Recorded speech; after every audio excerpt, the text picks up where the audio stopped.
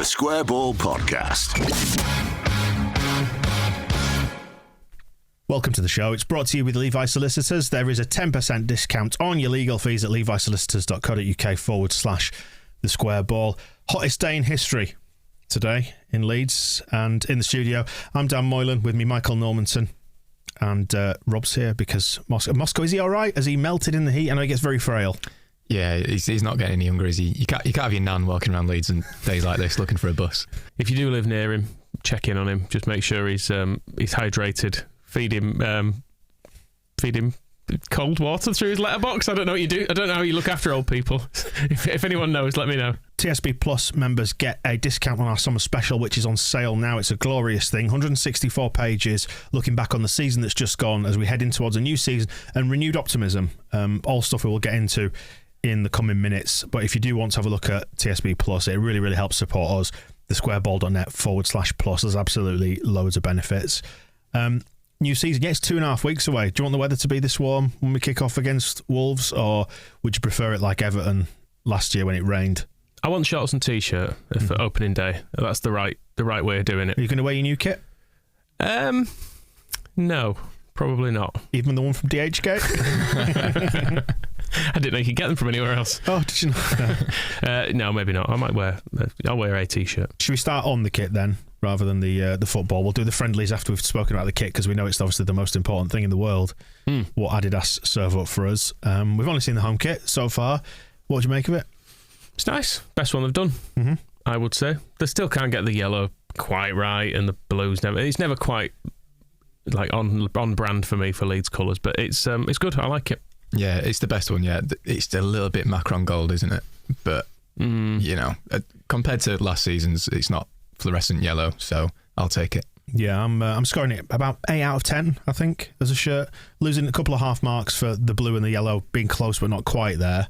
And I think the sponsors always either make or break a shirt ultimately. And Zbo Top, which will probably get booted next summer because of the it's going to be a voluntary gambling ban, isn't it, before the government make them do it? Yeah, they always do voluntary stuff ahead of being forced to do things. It's just it's the way the gambling industry works. And Wish as well on the sleeve, which came as a bolt out of the blue. Would you like to have seen anybody else on the sleeves?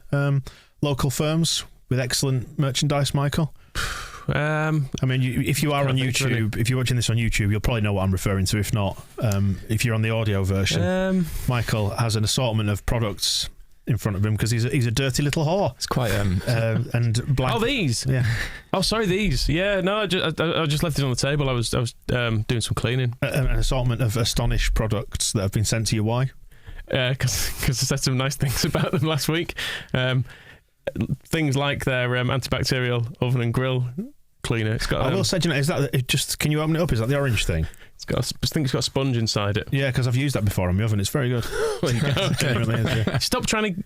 I'm getting the free stuff. I mean, so it's the there you go. There's your sponge. There you go. It's the high sense stuff that we want next, isn't it? That's, you know, I mean, no offense, Astonish, it's been great. Yeah, Wish as a sponsor. Bit low rent. Kicking off our good friends Box Tea, as Moscow calls them, Boxed, who help sponsor us on the walk as well. I mean, they are a Leeds company, a Boxed, aren't they? Great bunch of lads as well. We should say that because I just couldn't get a boiler in shot. was the problem, because they did help us out with some sponsorship money for the walk, didn't they? Covered off a load of costs. So, well, if you're not sponsoring Leeds United's sleeves, we've got room for you here. Speaking to the same audience. It's very true. Yeah, 8 out of 10 for the kit for me. We lose a couple of half marks because of the sponsors and the colours are not quite right, but overall, no complaints. I think the shorts and socks are a bit lazy as well. I can't actually remember them. But they're just generic Adidas. Oh, are they? Yeah, so just like a slightly different short compared to last year. Like, it would have been nice to see some of this blue and yellow piping on the shorts, but I'm not going to buy them either way. So I don't really care. Well, if they go to like 15 quid next summer, yeah, maybe. I mean, if the it's kind of the tale of Adidas so far with us, isn't it? Is it's all been a bit generic, like all the training wear and stuff in the shop. You look at all Arsenal's really nice stuff to get, and then you kind of go in the Leeds shop and it's just a blue Adidas t-shirt with a Leeds badge ironed on. Sports Direct, but with a Leeds badge ironed on the wrong tit. Yeah, it's just all a bit. I mean, it's fine. And again, we're not quite high enough tier for him yet, but we sell an absolute shed load of stuff, don't we? It's just what we're saying is Adidas, just be more grateful. Yes, very much so. And just do some better stuff, because loads of people would buy it. But don't make it have Macron again. No. Although Macron have done some all right stuff since they left us. or we left them, whichever it was. I think Cellino bailed on that deal, didn't he? Because didn't Bates structure it that it was over 5 years and all the money was up front, but each year we had to buy more and more stuff. So that's why we ended up with like 800,000 Corma Gold kits that they couldn't give away. It was funny because we spoke to Ed Cowburn, who's a kit designer and he's worked with Adidas in the past, hasn't he? He was on the Extra Ball last summer, which is worth going back and having a listen to, just talking about kit design, and we sort of rated last year's kits, the luminous one and the Leicester Chelsea blue and all that. And he was saying that Adidas is basically like, it's a fulfillment house as much as anything. It's not really, they're not asked about design. It's as much about distribution, which they've got badly wrong this year because of supply chain issues, because you can't buy it until the end of August. So, yeah, great. Enjoying the deal with Adidas. It does seem a bit sloppy, does the fact it's not available to buy at the start of the season. And it always happens with us as well, doesn't it? Like I think you were talking about recently, there was that friendly at Guiseley where they were wearing a training kit, and you just think, why does it always happen to us? I know there might be legitimate reasons for a supply chain issue, but it is always with Leeds, isn't it? Although they can redeem themselves a bit if we're supposed to be getting a yellow away kit in some form or another. So whether that looks all right or not, I just don't want it to look like another crappy generic Adidas kit. Available in January, out of date in May. Fantastic. Excellent. We have worn said kit in a couple of games now. Did you watch both Brisbane Roar and Aston Villa? Not live. Did you get up for Villa? No, I watched the rerun of it. Uncommitted. I know. Sorry. Do you want to know? I woke up naturally at 5:30 that morning. I hadn't set an alarm, and I woke up at 5:30, and I thought, I'm going to get up and watch it now. Can you believe that? You're in tune with Leeds United, aren't you? Yep, you're not. No, I'm not. No, I had a good sleep. What did you make of it then? Should we talk about Villa first? Because Brisbane Roar, probably because the players were not as fit as they were against Villa, and it wasn't quite as strong a side. And Brisbane are not any good, are we? Let's be honest. No, although we made them look good. Well, for some of it, yeah. Second half. We kind of started all right, didn't we? It went a bit wrong. It was a Dan James show for 20 minutes, wasn't it? And then he'd done his job, took him off. That was it. So you need him for half an hour. Yeah. I know. What did you make of the Villa game then? Because I did watch this, and it felt like a bit of a madness to be getting up at 5:30 in the morning, but the things you do for your football team. To watch a match refereed by a man who'd stepped out of 1992, which was interesting, going on those sorts of rules, wasn't he? He was just letting a lot go. I mean, let's do that first then. The Archie Gray injury and the Mcginn tackle and all the stuff that led up to it. What do you make of it? Well, I don't think he necessarily started the tackle, because he just let loads of stuff go up to that point. So he was kind of inviting it on, I think. Mings should have been booked twice in the first half, which is a sending off. Which is a sending off, yeah. I think he described him last year as like a wrecking ball of a human, Mings. And he just wanders around the pitch booting people and doing random stuff. He's an awful player. But yeah, he was allowed to get away with it. And then he seems to refuse to book anyone until a child came on. And I didn't think Gray's tackle was that bad. And it was on Buendia, and we've seen Buendia roll around like that every single time he's tackled. Like, he was at it at Ellen Road loads last year. Yeah. So I don't think he was even caught particularly there. I think he made a big fuss of it, and then Mcginn thought he'd be the hard man and sort of carry out a bit of retribution. Well, the Buendia thing, it wasn't quite clear, was it, from the angle that caught it close up, exactly what had happened, because it was from behind Archie Gray and his kind of legs went away from the camera. But you could see him, it's sort of swept in, and you give him the benefit of the doubt. It looks like he's got the ball, maybe caught a bit of the man on the way through as Buendia stood on him. Let's go with that. Give Gray the benefit of the doubt. Yeah, the ball went miles away. Like, he clearly got the ball. He might have caught the man a little bit, but considering what had gone on previously, to make that the first booking of the game was mental. And then I think it was just after that Buendia sort of went steaming into two tackles. He caught one player who was clearing it, and then he got up and pushed Yelder over from behind. I think it was after the tackle, or maybe just before. I can't quite remember. But then the Mcginn one was just pathetic, really, wasn't it? Like, he's 16 years old, sort of. I don't think you can factor that into it.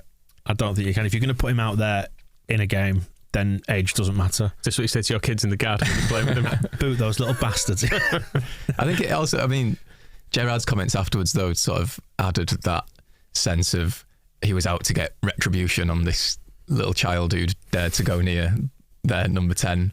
I just don't think he was worthy of retribution, was my main point. Do you think it was retribution? Yeah, of course it was. And I'm asking this, I mean, I know obviously all Leeds fans will say, you're trying to, I'm not trying to defend John Mcginn. I'm just genuinely want to explore the idea that he didn't mean it. Because the other side of the argument is that he didn't, but did he? It'd be in character for him. He's that snidey. Yeah. Look at his face, for God's sake. The face of a criminal. But I think he meant it. In the way he goes into the tackle, he turns away at that point that he's doing it. It's like he knows he's just leaving it in. Yeah, because if you're turning away from the tackle, that suggests that you know you're not going to get to it, doesn't it? And look, I think what I'm trying to get at is that these things happen really, really quickly, and a lot of what happens just happens instinctively. So we're saying instinctively Mcginn wants to hurt people, and young, innocent Archie Gray, who we've already given the benefit of the doubt to. If Mcginn wasn't a footballer, he'd be in prison. Is that true?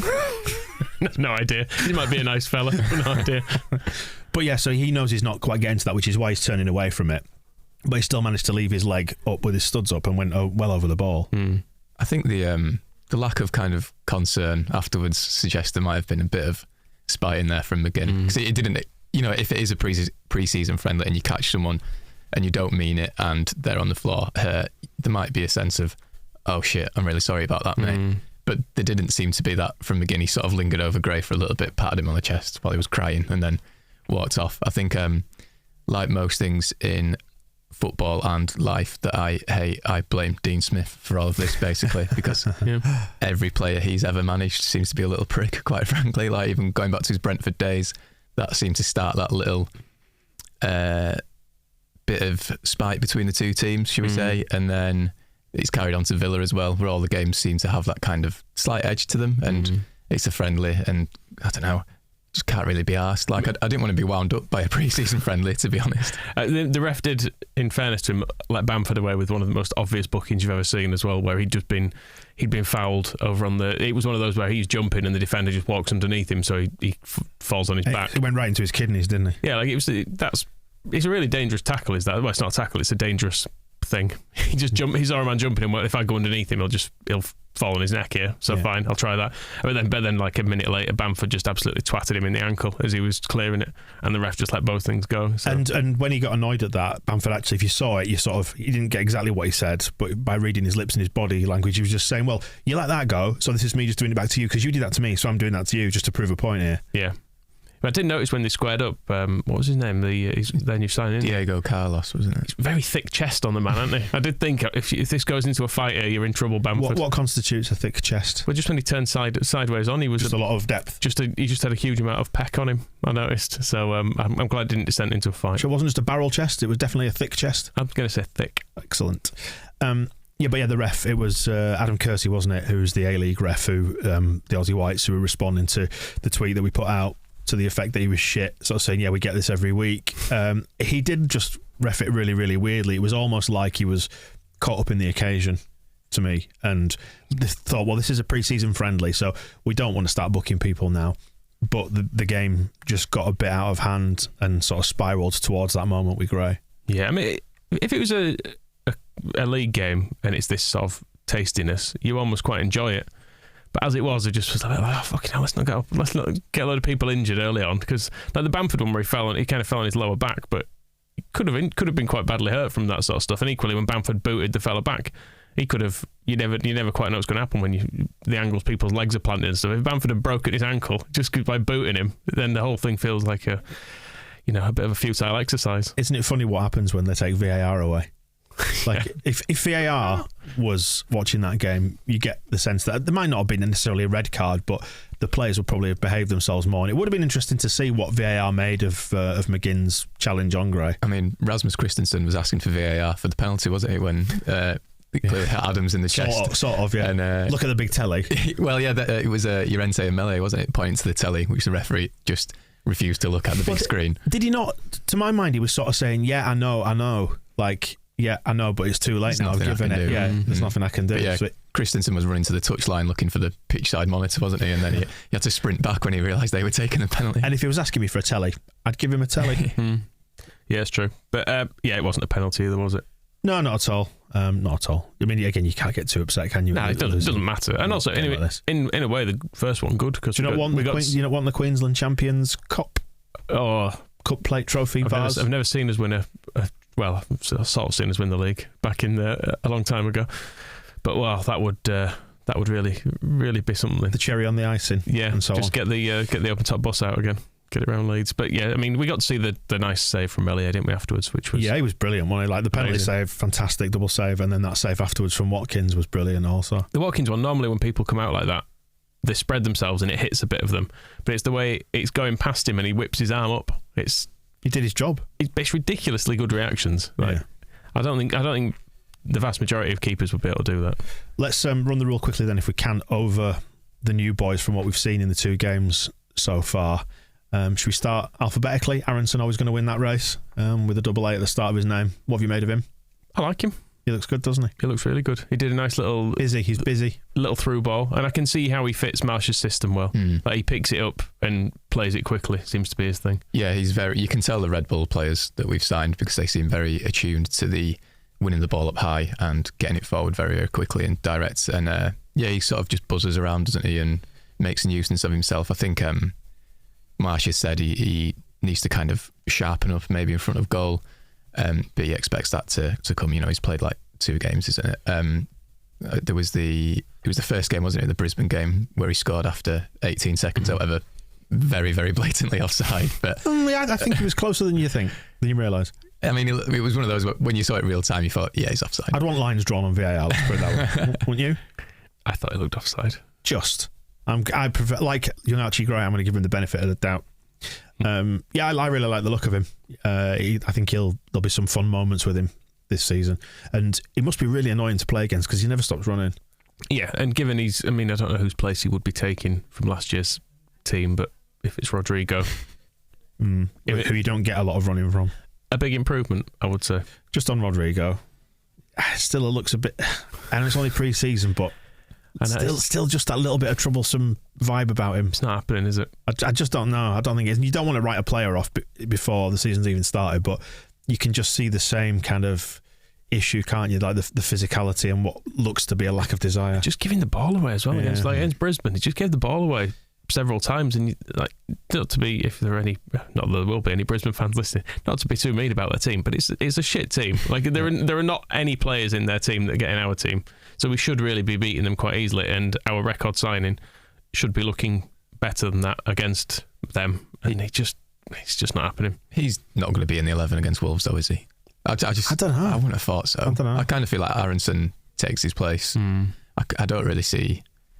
I just see him as like a bench player this season if he's going to be around, and yeah, as long as he's not starting, I'm kind of cool with that. Which is, it's a bit frustrating because you can see he's got the football brain, hasn't he? And he's done something like last season. He did some really nice link-up play with Rafinha. They just seem to have a really good understanding. He's got that vision, but it just all seems to happen just a bit too slow. But let's not write him off yet. We have still got 2.5 weeks for him to get up to speed, or maybe he's just just doing that pre-season thing of easing into it. But I still, my concerns have not been allayed, I think, is the fairest way to put it. But there's a long way to go for all of them. Adams, I had to hastily rearrange this list because I got all confident and excited and said, we'll do these in alphabetical order, and they weren't in alphabetical order on this list in front of me.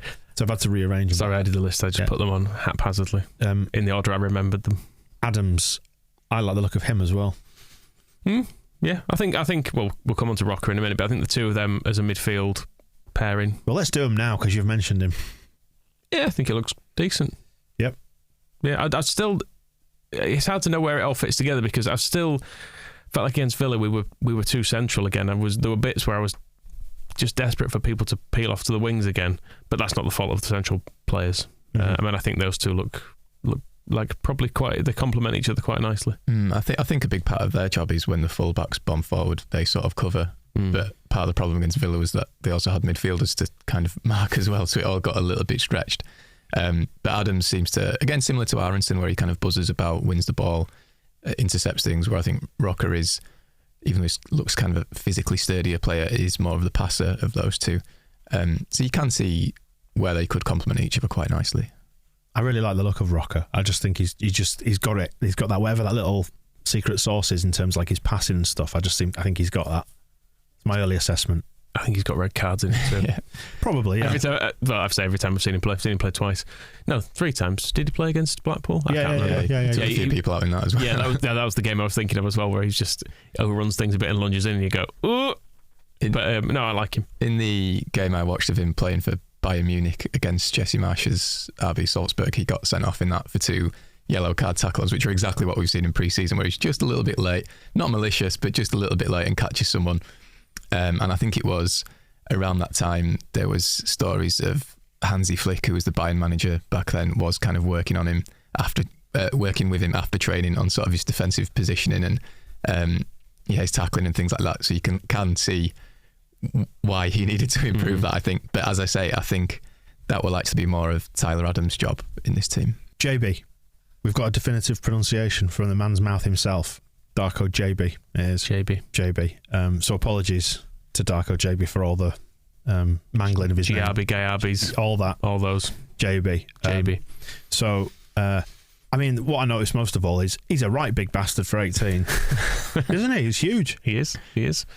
Could teach Archie Gray a thing or two. Why isn't he bigger? Get yourself sturdier. Archie Gray's still prepubescent.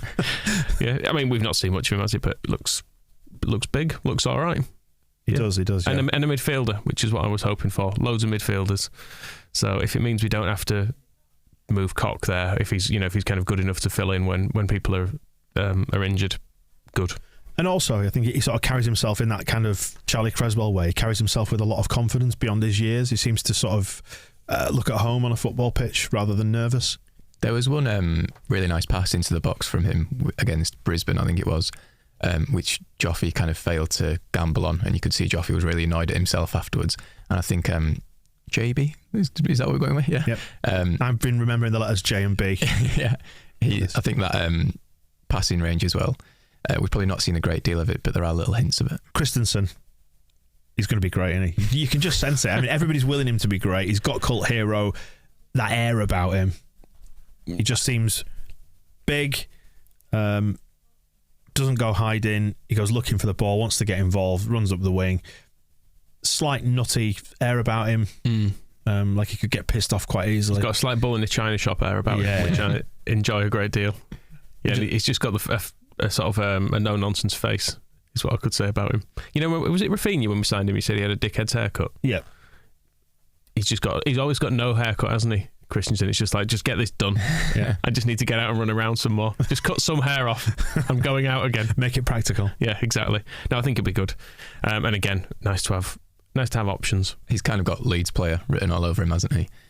Just doesn't really seem to give a fuck, quite frankly, which is good.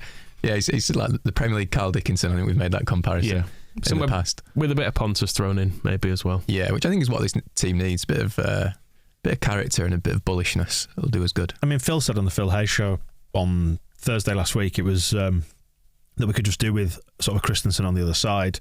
And a couple of people like on Twitter picked him up like, well, how do we know if he's any good? But he's just got that air of being a decent, capable footballer, and I'd like to see that on the left-hand side as well, given that we don't really have anyone out there. Did you not like Jackie Harrison there? Given that we didn't really have anyone out there. Did you not like Leif Davis there? I mean, that's not Jack Harrison's natural position, is it, for a start? Leif Davis, I don't want to write him off, but I don't necessarily see him being the future of our left-back problem. He's not the problem. He's not the person to solve it. His reaction to giving away the penalty, which was obviously hit his hand and he went down holding his face, I think he does deserve credit for that. Sort of Stephen Taylor at Newcastle, wasn't it? Yeah, when it hit him on the chest and he looked like he'd been shot. I did really like that. It was very good acting. Yeah, we didn't mention that in the Villa game, did we? Have we seen much of Sinistera yet to form any sort of judgment? I don't think we have we? Not really. No, I don't feel like I'm hoping we've not seen the best of him. No, he's just not played much, has he? And he obviously was the latest to arrive as well, so it's he's still settling in. Jesse's saying that he's likely to start against Palace on Friday.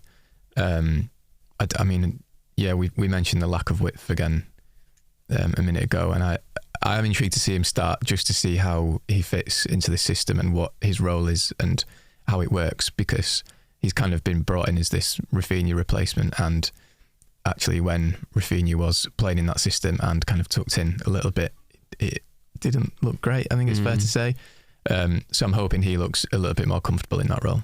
And so to Friday then, and Crystal Palace, 11:05 kickoff in Britain. You getting up for that one? Just about. I should just about drag myself out of bed. The hangover will have worn off by now. Start again, don't you? Normally at 11 o'clock, you, Michael.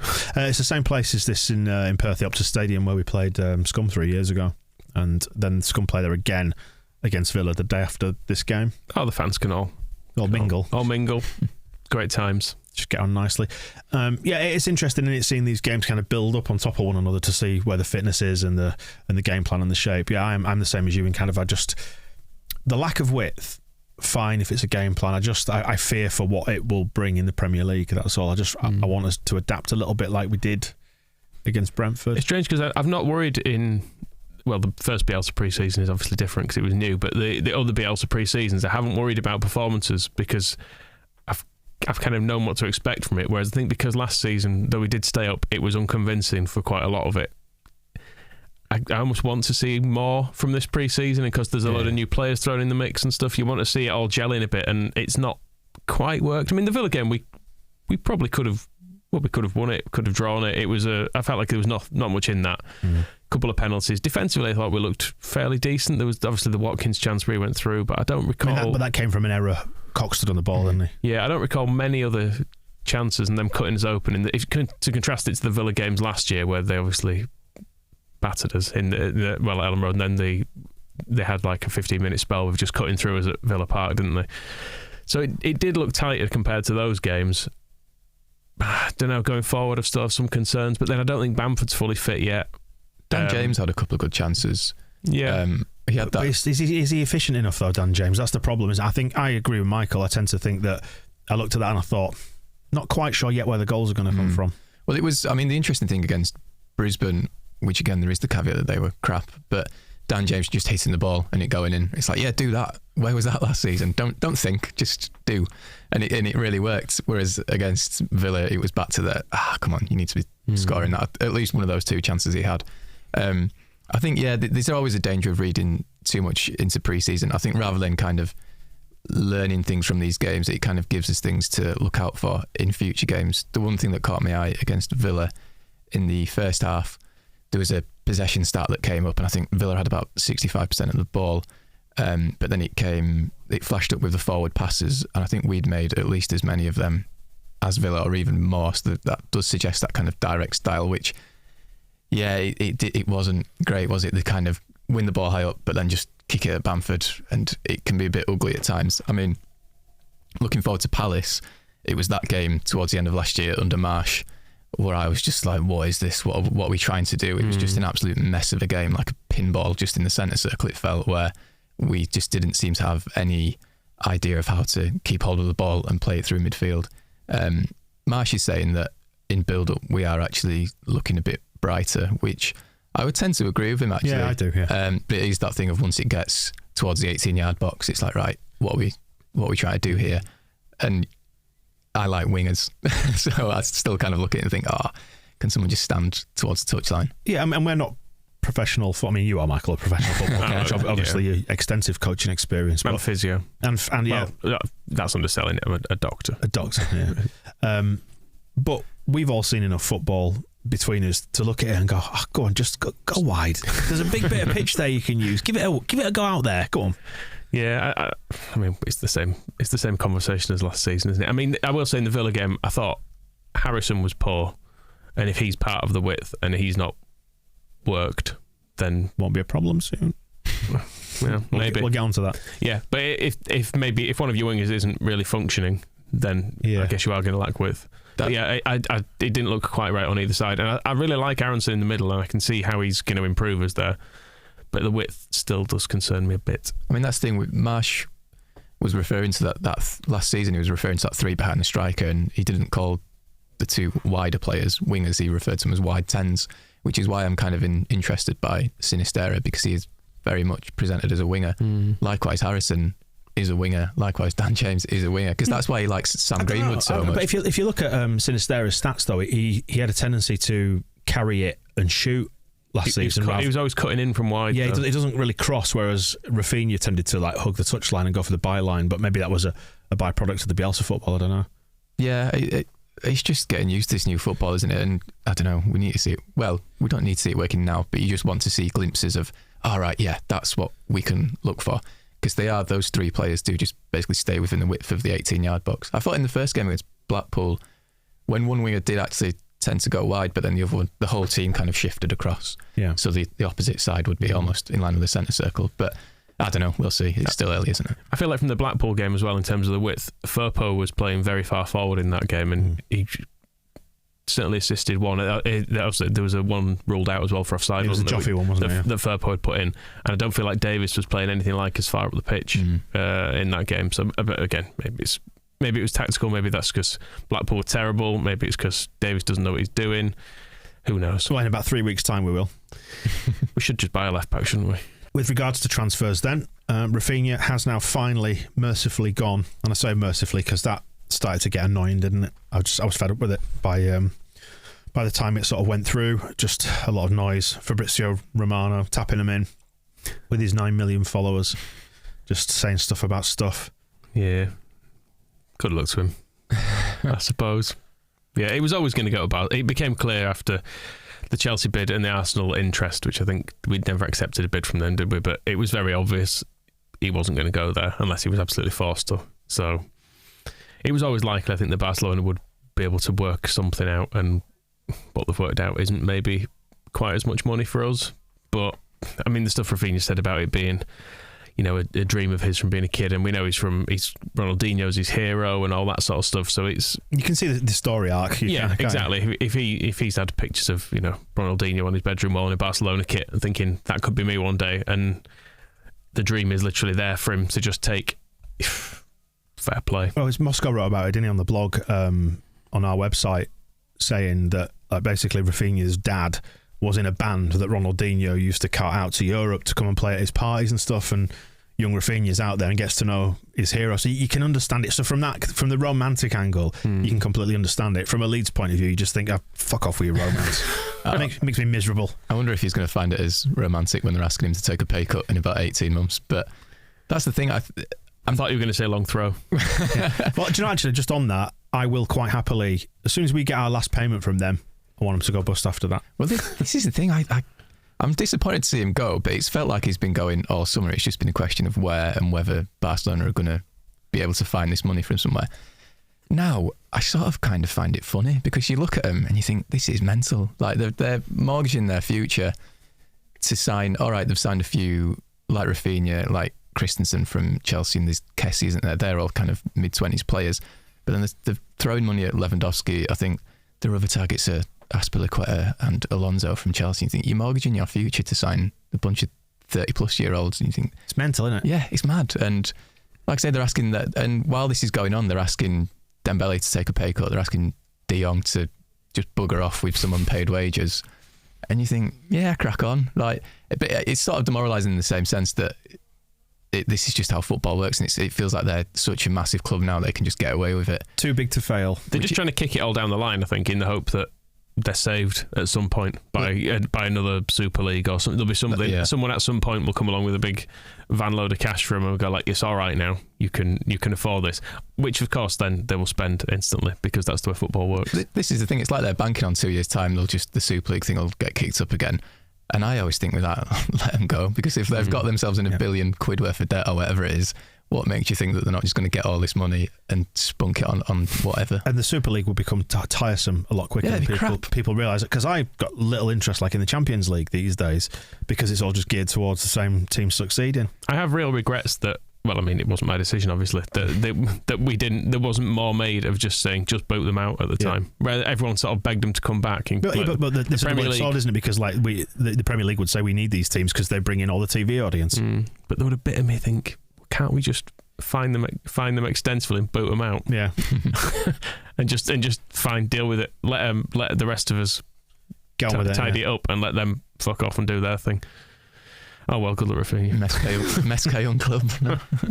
Yeah, but it's all because they're at the behest of their members, their socios, which is where the word comes from, isn't it? They're all their members who own the club, and they then elect the president. So it doesn't mean an ever declining fan token. No, I'm glad you chose your words carefully there. But they're trying to impress their fans, their members.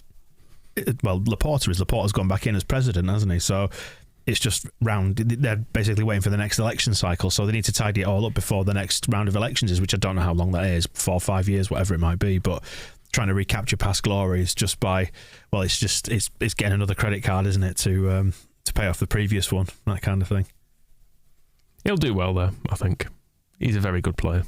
Yeah, I do on the one hand want to see him succeed, because I like him as a footballer, and he brought me great entertainment. I mean, you can't not love what he did to Cahill, for example. That was just outstanding. Just to be there, and well, we weren't there, but to be there and see some of the other stuff in the flesh that he did was just brilliant. It's proper. It's just a joy, isn't it, to watch a footballer like that? I think that's a good point, that we weren't there, and actually it made lockdown kind of bearable, knowing that it comes to a weekend, I can watch Bielsa's Leeds absolutely take the piss in the Premier League, and I'm going to watch this outrageous winger who I'd never heard of until he signed absolutely take the piss out of other fullbacks, and it was just fun, and it was great it was really fun for a season, and then he basically kept us up for the second season. So you think, do you know what, as much as I think Barcelona are a laughing stock, good on you, Rafa. It was amazing to watch you play for Brazil and just immediately look like their best player, and for a Leeds player to do that is mad, so fair enough.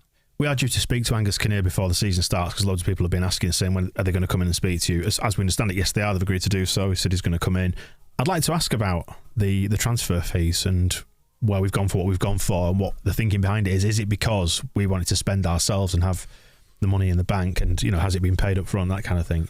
Was 35 million enough for Jack Harrison? We can ask him. Well, we'll soon see if we'll see, as Jackie said. We'll see if that is the case, if he goes as well. Looks like we want him, about 35 million for him. Would you sell him at that price, or would that just be too much churn for one summer for you? It's a fair price for him.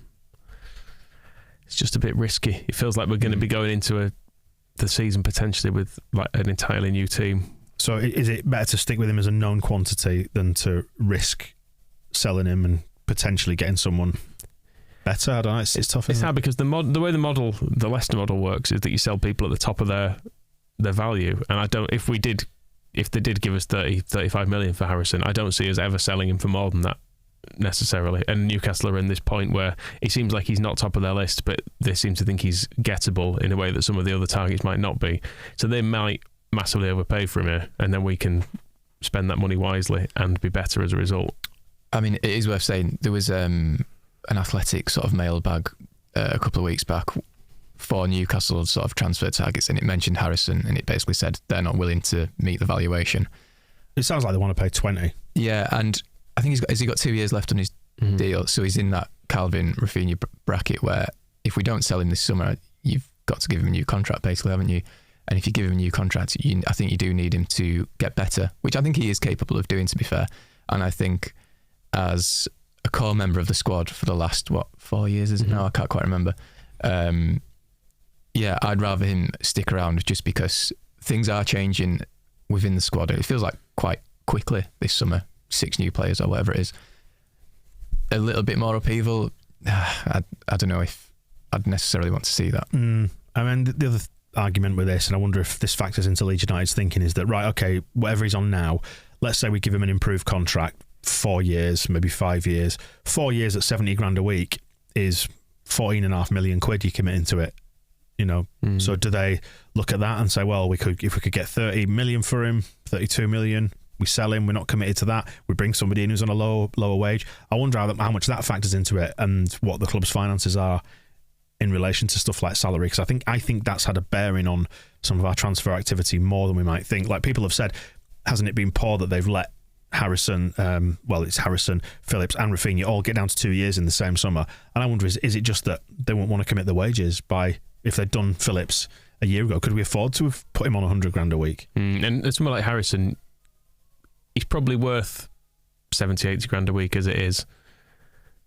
But if he drops out of form, or if he doesn't feel indispensable, which maybe is wrong because he has played more or less every game for like 4 years. So maybe we should think of him in those terms. It feels like we've never quite agreed on Harrison. There's always been a number of Leeds fans who are sort of sick of him. And do you know what it is? I think play Jack Clark. I think it's probably just because he's Somerville. Because he's fine. Rather, he's not spectacular in that he's not one of those. Like, he's not like Rafinha, who will do a trick and beat a man.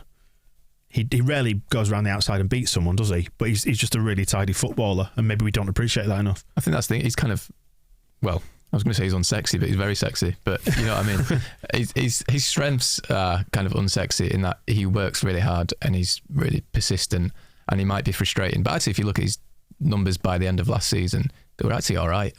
I think maybe the frustration was that first season in the Premier League, he seemed to have a big improvement in him. And likewise in the second Bielsa season, it improved from the first, whereas last season it felt like he stagnated a little bit. But again, that's how football works. Like, it's not just going to be a linear progression of getting better and better and better every season. And yeah, like, I just think he's a valuable member of the squad. It's that thing of low maintenance and maybe not the highest of performances, but still good enough, I think. He's like a 7 out of 10 player. I think.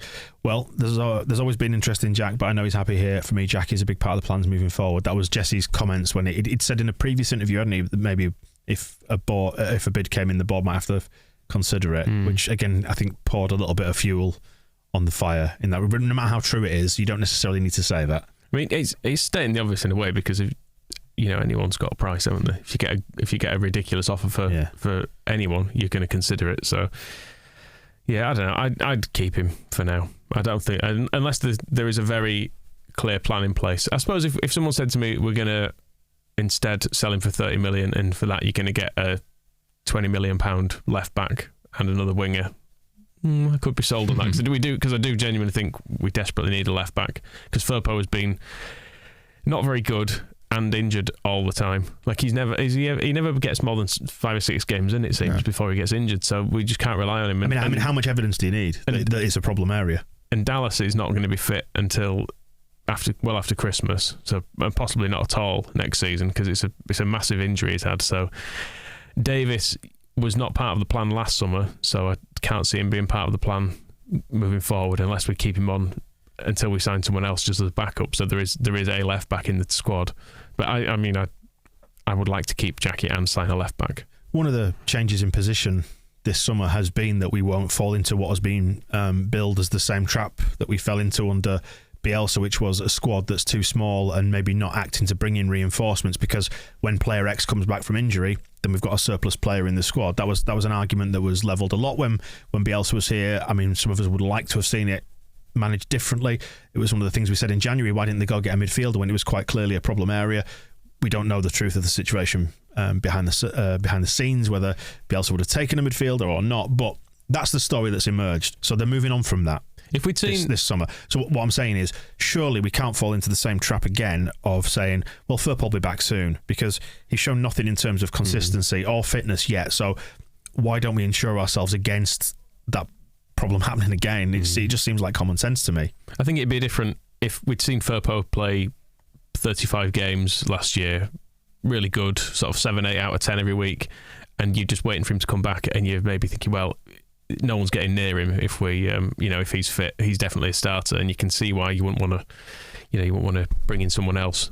As it is, I kind of wouldn't mind us bringing in someone else anyway. I think even if he was outstanding, you'd still want somebody in there to fill out the squad. I think we can't get too caught up on the idea of having surplus players now, because otherwise we will just get left behind in this division, as we saw last year. We flirted far too closely with relegation for my liking, and you could argue the squad depth was a large part of that. Yeah, I actually thought going into the summer we could do with 2 left backs. I wanted one to replace Firpo in the first team in the starting 11, and then I thought there's a gap in the 23s, 21s is now for a left back there, because they don't have one. I suppose Leif Davis could do it if he's going to hang around, but then if there's money on the table from Ipswich, which is what Phil Hayes saying, that they actually think is a good bid as well, and again that shows you what they kind of value him at, like about £1 million basically. Yeah. So is that the Premier League left back we need? I don't think it is. And I think the combination of very good Davis and Ipswich reminded me of Bielsa. It's Ipswich, which was great. We got Sonny Perkins anyway, didn't we? Who's been long rumoured. Yeah, good West Ham seam cross, so I think he's probably quite good. I mean, they nicked him from Leyton Orient when he was 14. And then someone swings and roundabouts. And then someone will nick him from us in a bit, and one will be cross. Yeah. That's the thing with agents, isn't it? It's fine when it's like when Deco picked up the phone to Walter and said you can get Rafinha, and we all went, he's a good lad, he's Deco, well done for making that call. This summer is a dick. Yeah.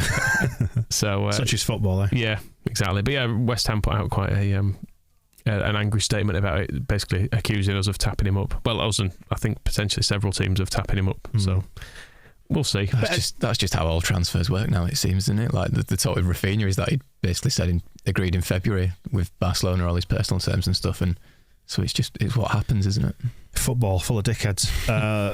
I think I like the policy of bringing in young talent, and it seems there is now a clear pathway for young players to our first team. I think that's one of our big selling points.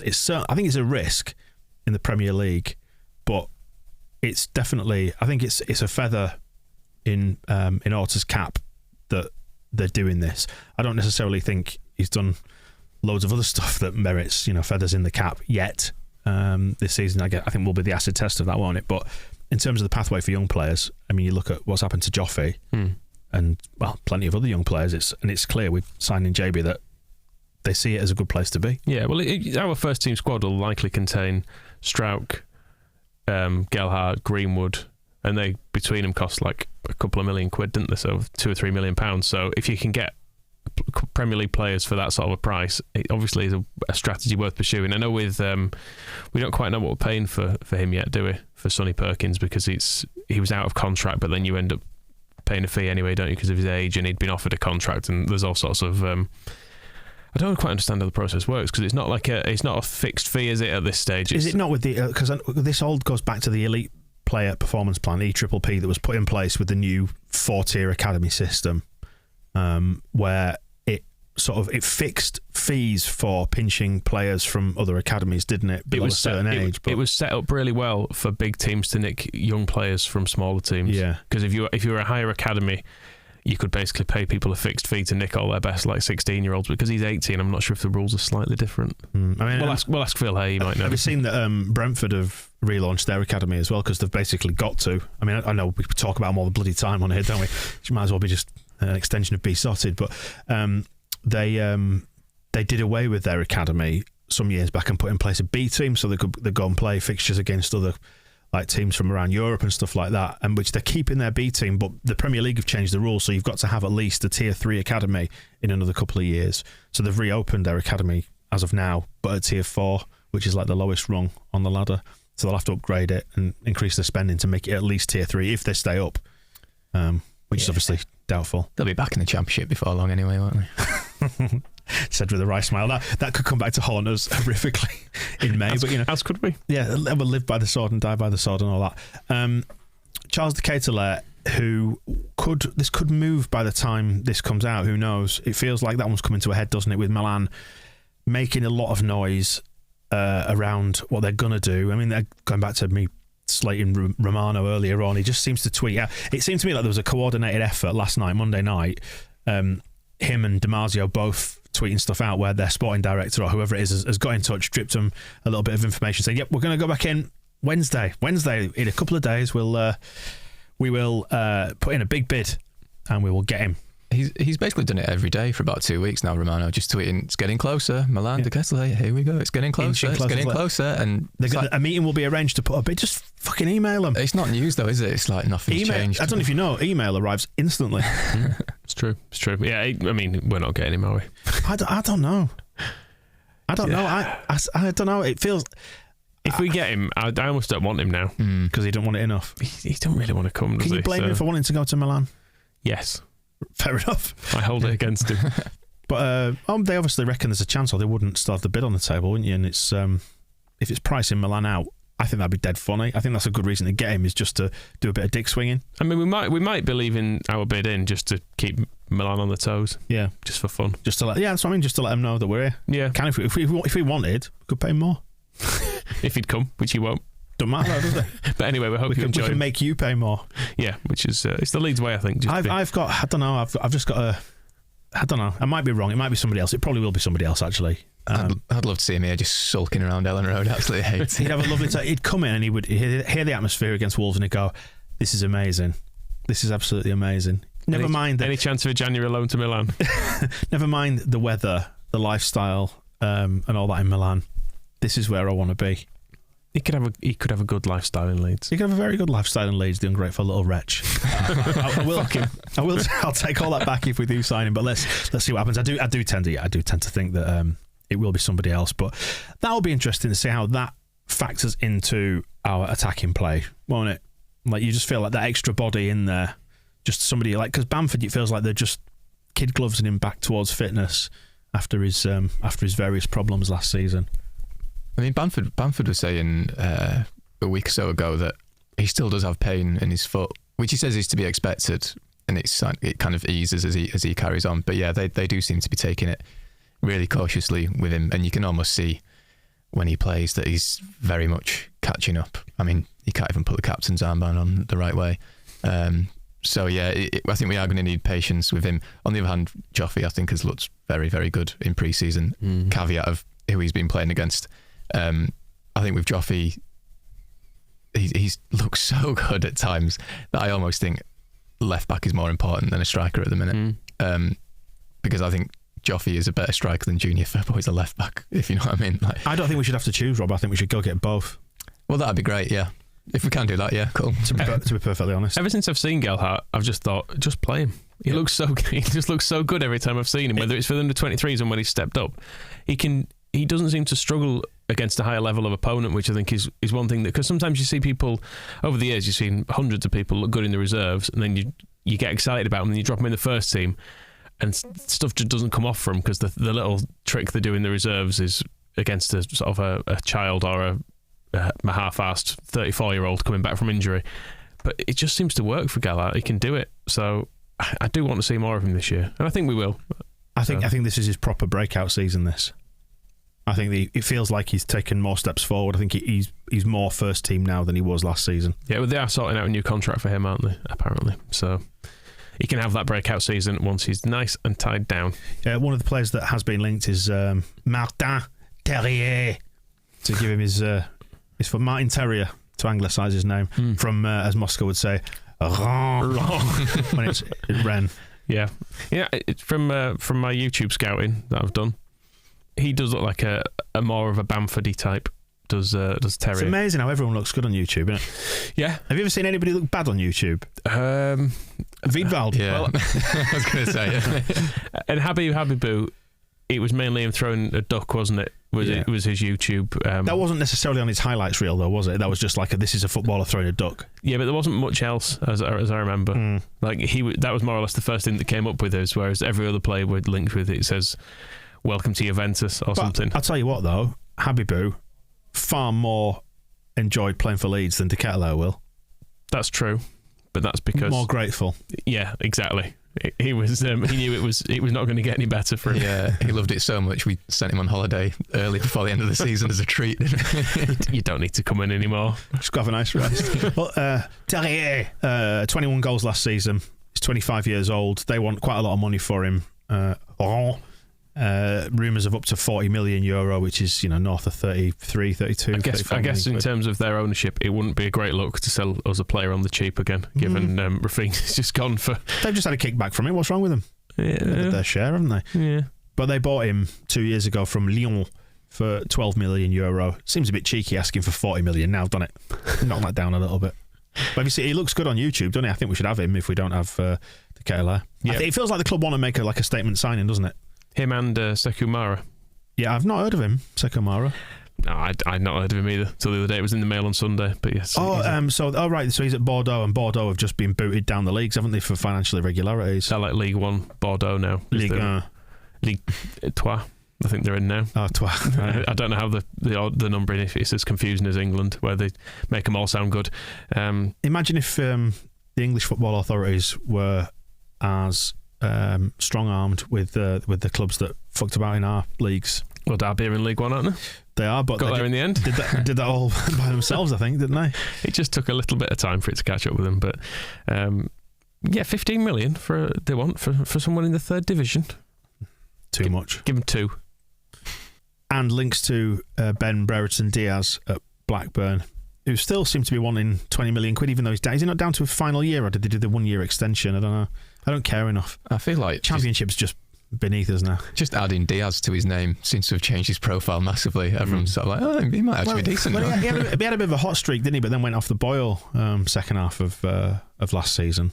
I mean, it's a bit when you see some of the names have been linked within the sort of the area we're shopping in now. You kind of go, nah. Yeah, I feel like I need to see more evidence of him being good, because he had a decent season last year, but not even for all of it. Mind you, Terrier has only really had one proper big season, hasn't he? But he's called Terrier. Yeah. So, doesn't that make him worth more? Potentially. And he probably would have been capped by France by now, wouldn't he, if he didn't have so many talented players in his position in front of him. Can Diaz play left back? Still no links to left backs. Why not? There's the kid at Stoke, Timon. Are we not? Je souhaite dis-moi? Yeah. See? Oh, see, we're going Spanish now instead of French. Yeah, why not? I was going for French. All of the above. Okay. Yeah, I suppose there's him. Can't we get a good, like, not to be mean to him, can't we get like a really good one? The Milan one.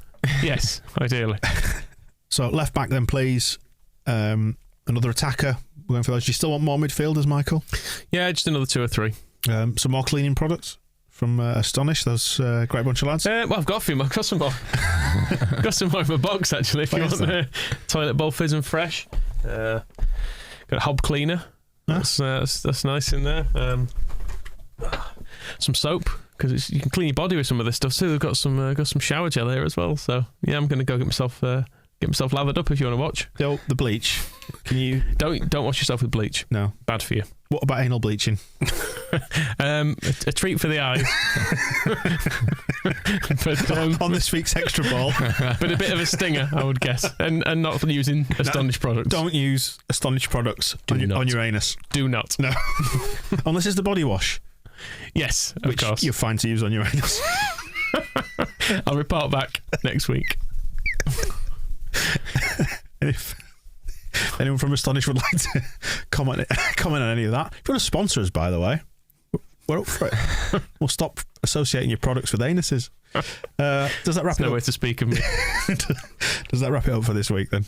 It does. I'm just going to put hot day. I'm going to put some fabric refresher on rather than wash your clothes. Just put a bit of that under there.